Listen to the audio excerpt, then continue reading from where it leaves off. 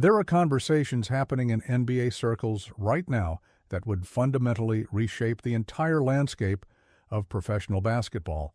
Dialogues involving multiple superstars that go beyond typical trade speculation into something far more concrete and actionable. I'm talking about direct player involvement, about franchise cornerstones personally reaching out to explore possibilities, about championship windows being maximized in ways we haven't seen executed at this level in years. Welcome to Lakers News Fan Report. I'm your host, and if you're watching this channel, you know this is exactly where you need to be for updated news and the deepest insider analysis about our beloved Los Angeles Lakers before anyone else connects these dots. Today, I need to walk you through something that's been developing over the past several months, something that involves the current state of our 17-6 Lakers team, something that connects directly to the most dominant power forward in basketball right now, and something that could transform this franchise from championship contenders into overwhelming favorites to cut down the nets. In June. Stay locked in because what I'm about to share changes everything you thought you knew about the Lakers' championship blueprint this season. Let me start by establishing where the Los Angeles Lakers stand right now, because understanding our current position is absolutely critical before we discuss potential roster transformations. Following Sunday night's thrilling 112-108 victory over the Philadelphia 76ers, the Lakers officially claimed the number 2 spot in the Western Conference standings. That's not just a feel-good moment or a temporary surge. That's a statement about who this team has become under the current construction. We've won 9 of our last 11 games, and when you watch these victories, you're not seeing a team getting lucky or squeaking out close wins against inferior competition. You're watching a legitimately elite basketball team that has found its identity, that understands its strengths, and that's executing at a championship level on both ends of the floor. The foundation of this success is our formidable Big Three that opponents simply cannot match up against effectively. Austin Reaves has evolved into one of the most complete two-way guards in the entire league, averaging career highs across the board while providing clutch shot-making and defensive versatility that allows us to switch everything on the perimeter. Luka Doncic, who we acquired back in February in what's already looking like one of the shrewdest trades in recent franchise history, has seamlessly integrated into our system and is putting up MVP-caliber numbers while making everyone around him better with his elite playmaking and basketball IQ. And of course, LeBron James at 41 years old continues to defy every expectation and conventional wisdom about aging, still capable of taking over games in crucial moments while playing winning basketball on both ends of the floor. That trio alone would make us legitimate contenders in any season. But here's the reality that every serious championship contender must confront at some point during the season. Being good isn't enough. Being very good still leaves you vulnerable to teams that are constructed specifically to exploit your weaknesses, and even having 3 elite players doesn't guarantee you'll survive a 7-game series against the absolute best teams in the league when matchups and depth become deciding factors. The Lakers organization, to their immense credit, understands this fundamental truth. They know that we're one blockbuster move away from elevating our championship odds to a level we haven't reached since the bubble championship season. They know that opportunities to add transformational talent don't come around often. And when they do present themselves, you have to be aggressive and decisive in pursuing them. And most importantly, they know exactly which player would give us that final piece we need to become virtually unstoppable. Now I need you to think about what makes a championship team truly special. What separates the teams that win titles from the teams that fall just short despite having tremendous talent and regular season success. It's not just about having star power, though. That's obviously essential. It's about having multiple players who can dominate games in different ways, who can take over when the primary option is being focused on defensively, who can provide matchup advantages that force opponents into impossible defensive decisions. It's about having versatility, about being able to play multiple styles depending on what the opponent is showing you, about having the personnel to adjust mid-series when coaches make their counter-moves. And it's about having that championship pedigree, that experience of performing under the brightest lights, when the pressure is absolutely suffocating and every possession feels like it determines your entire season. The Milwaukee Bucks currently have a player who embodies all of those championship qualities, a two-time MVP and NBA champion who's widely regarded as one of the 5 best players in the world, someone whose unique combination of size, athleticism, skill, and motor makes him virtually impossible to scheme against effectively. Giannis Antetokounmpo stands 6 feet 11 inches tall, moves like a guard in transition, finishes at the rim with a ferocity that breaks defenders' spirits, protects the rim defensively with elite timing and length, and has developed enough of a mid-range game that you can't just pack the paint against him anymore. At 30 years old, he's in the absolute prime of his career, still young enough to be athletic and explosive, but experienced enough to understand every nuance of playoff basketball and what it takes to win when the stakes are highest. And here's where this entire situation becomes absolutely fascinating from a Lakers perspective, because the pieces are starting to align in ways that make a potential blockbuster trade not just possible, but increasingly likely as we move through this season. According to credible reports from highly placed sources in Chicago media who have direct connections to the Bucks organization, Giannis requested a trade several months ago because he wants to win, and he's not convinced Milwaukee's current trajectory gives him the best chance to add more championships to his resume. That initial trade request had the New York Knicks as his preferred destination, but those discussions never gained serious traction because New York wasn't willing to part with more than Karl Anthony Towns in any potential package. And Milwaukee obviously wasn't going to trade a player of Giannis's caliber for a single asset that doesn't move the needle significantly toward keeping them competitive. But here's where it gets really interesting for Lakers fans, and here's where you need to pay extremely close attention because this is the part that directly impacts our championship hopes this season. Multiple sources have confirmed that the Los Angeles Lakers organization made formal inquiries about Giannis Antetokounmpo's availability, exploring what it would take to construct a deal that works for both franchises.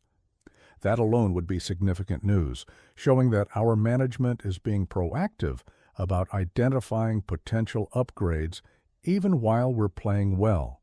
But the truly remarkable part, the detail that should have every Lakers fan's pulse racing, is that Luka Doncic himself personally reached out and made his own inquiries about whether the Lakers could work out a deal with Milwaukee to bring Giannis to Los Angeles.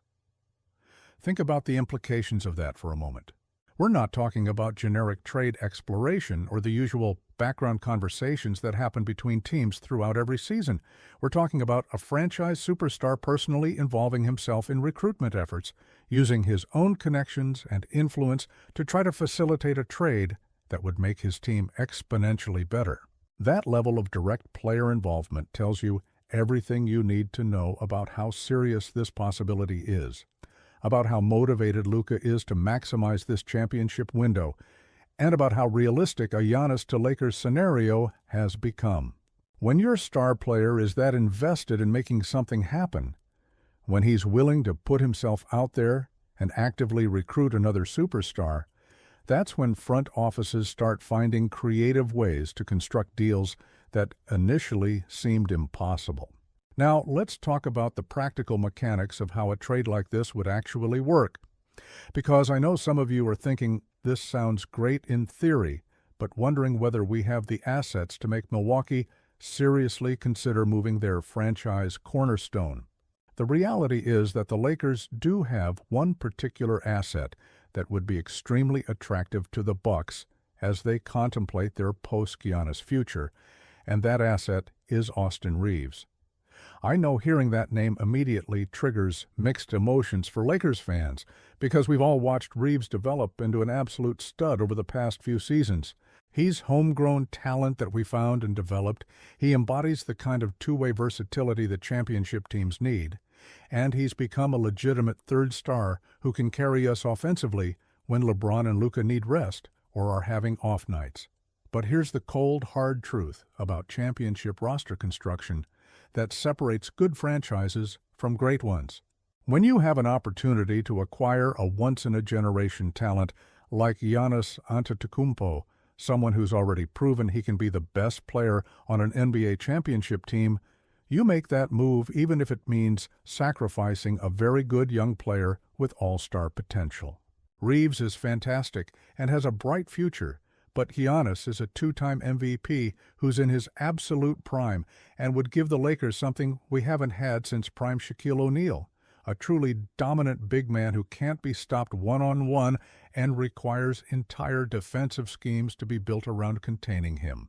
That's not a knock on Reeves. That's just acknowledging the hierarchy of talent in the NBA and making the difficult but correct decision when presented with a chance to land a generational player.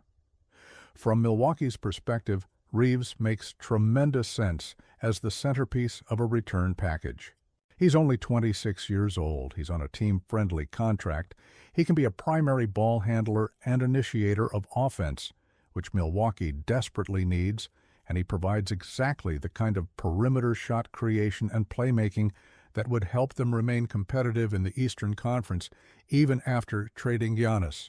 You could construct a package around Reeves that includes additional young players, future draft picks, and perhaps one of our veterans to make salaries match, and Milwaukee would have a foundation to rebuild around while remaining respectable enough to keep fans engaged. That's not a rebuild. That's a strategic pivot that keeps you relevant while acquiring assets to build the next competitive roster. Let me address what I know some of you are thinking right now, because I can already anticipate the concerns and questions running through your minds as you process this possibility. You're wondering whether giving up Reeves plus additional assets would leave us too thin depth-wise to actually win a championship even with Giannis.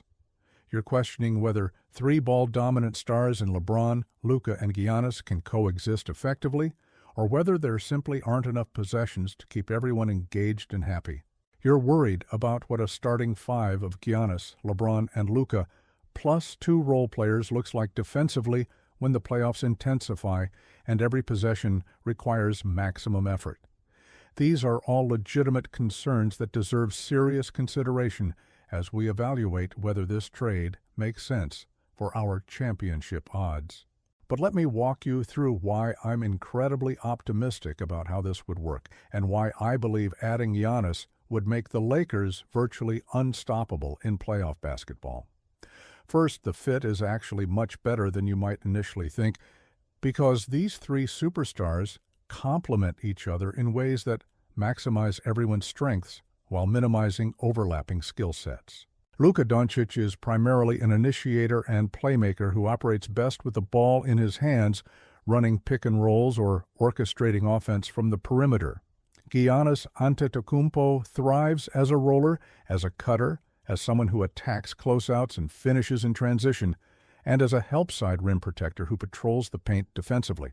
LeBron James, at this stage of his career, is perfectly comfortable playing off ball as a spot-up shooter, secondary playmaker, and savvy cutter who reads defensive rotations better than anyone in basketball history. Picture this lineup executing in a playoff game against a team like Denver or Boston. Luka has the ball at the top of the key running a pick and roll with Giannis as the screener. The defense has to show hard on Luka because he's one of the most dangerous pick-and-roll scorers in NBA history. That leaves Giannis rolling to the basket with a full head of steam, and we all know what happens when Giannis gets downhill with momentum. If they don't show on Luka, he's pulling up for three or getting all the way to the rim himself. Meanwhile, LeBron is spaced in the corner ready to shoot if his man helps, or cutting backdoor if the defense loses track of him for even a second. And we haven't even mentioned the second side action and weak side movement that modern NBA offenses generate. That's not three players getting in each other's way. That's three generational talents creating impossible defensive math for opponents. Defensively, a front court combination of Giannis and LeBron with Luka operating as the primary perimeter initiator gives you incredible versatility in terms of what coverages you can run. Giannis is one of the 3 best help-side defenders in the NBA, capable of protecting the rim while also having the foot speed to switch on to smaller players when necessary. LeBron, even at 41, remains an elite team defender who processes the game at the highest level and makes all the right rotations and help decisions. That allows you to be aggressive on the perimeter, knowing you have elite rim protection behind you, and it gives you the size and length to switch almost everything in playoff situations when teams try to hunt mismatches in pick and rolls. The defensive versatility alone would be worth the price of admission. Now I need to address the broader context of what the Lakers have done since acquiring Luka Doncic back in February, because understanding their commitment to building around him is essential to predicting whether they'd actually pull the trigger on a Giannis trade. The Lakers haven't just brought Luka in and hoped he'd figure it out with whatever roster was already here. They've been proactive and aggressive about surrounding him with complementary pieces that address his needs on both ends of the floor. They signed Marcus Smart in free agency, bringing in an elite perimeter defender and secondary playmaker who can handle the ball and defend the opponent's best guard every night. They added DeAndre Ayton, giving them a legitimate rim-running big man who can finish lobs and protect the paint while Luka orchestrates from the perimeter. Those moves demonstrate a clear organizational philosophy that should inform how we think about a potential Giannis trade. The Lakers are committed to maximizing Luka Doncic's championship window by any means necessary, and they're not going to let sentimentality or attachment to current players prevent them from upgrading the roster when elite talent becomes available. If the front office believes that trading Austin Reeves for Giannis Antetokounmpo makes them significantly better positioned to win championships over the next 3 to 4 years, they're going to make that trade without hesitation.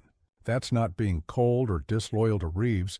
That's being smart and strategic about roster construction when you have a franchise superstar in his prime and a finite window to win titles. The timing of this potential move is also critical to understanding why it might actually happen this season, rather than being something that gets discussed perpetually but never materializes. Giannis is 30 years old, still in his absolute prime, but with the clock starting to tick on how many more elite seasons he has left. LeBron James is 41, and while he's defying aging in remarkable ways, we all understand that he's not going to play at this level forever. Luka Doncic is 26, right in the sweet spot where he's young enough to be your cornerstone for years, but old enough to be winning championships right now. I'm optimistic and genuinely excited because this represents the Lakers at their absolute best, being aggressive, making bold moves, and maximizing our championship window with franchise cornerstones who want to win at the highest level. If you want the absolute latest Lakers news and the deepest analysis before anyone else, you need to subscribe to Lakers News Fan Report right now. Hit that subscribe button, turn on notifications so you never miss a breaking update, and share this video with other Lakers fans who need to understand what's really happening with this team. This is your home for everything Lakers, and I want you part of this community as we chase banner 18 together. Let's go, Lakers!